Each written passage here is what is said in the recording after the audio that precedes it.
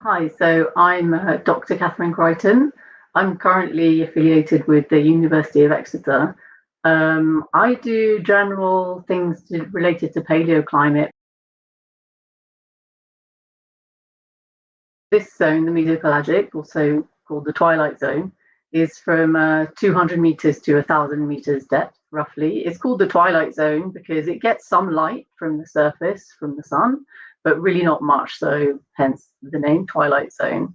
There's lots of things living in this very huge ocean habitat, but we don't know really a lot about those things living there, and we also don't know a lot about, for example, the impact of carbon cycle processes on the global carbon cycle, which are important in this part of the ocean as well. And the reason we don't know a lot about it is because it's quite difficult to access it, being quite deep in the ocean, and it's so huge, basically.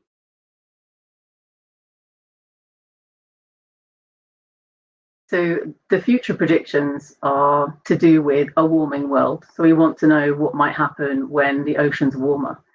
And we know from evidence from the past that the Earth was warmer in the past.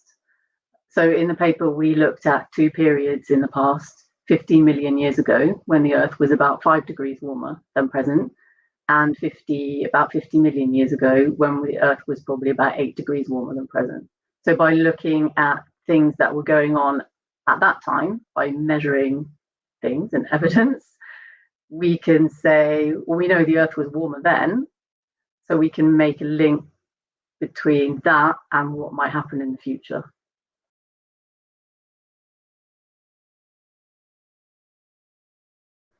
There are some changes happening now, which are measurable now, but that will be more linked to in changes near the very surface ocean, which isn't really what we were talking about in the paper. So the things we were talking about, I think there isn't necessarily going to be something you can measure now, because we've got approximately 1 degree of warming since the pre-industrial period. That's where we measure it from. So if we're looking back in the past, we're looking at, as I mentioned, 5 degrees of warming or 8 degrees of warming. So the kind of things that we're measuring then aren't going to be directly, we won't be able to measure them yet now, because we haven't got that far yet, thankfully. And hopefully we won't get that far.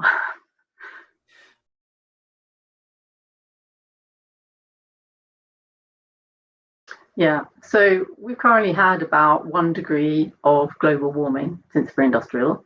And if the warming continues, then the impacts on life in the Twilight Zone will get progressively worse, according to our study.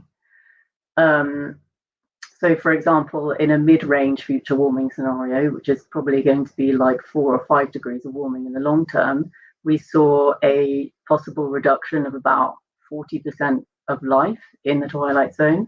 I think it was about 40%. Sorry, I don't have it right in front of me. Um, and even worse for a higher future emission scenario. So the really extreme case, it could even be a possibility of losing all life in the Twilight Zone. And the reason that could happen, we think, is because of warming ocean waters means that there's less food getting to the Twilight Zone depths, which means things that are currently living there, they're not going to have enough to eat. So that points in the direction of either they need to move somewhere else, which isn't going to be possible for everything living in the Twilight Zone, or it's going to mean probably extinctions. Yeah, absolutely. Absolutely. I mean, I believe there's time. We know what we need to do.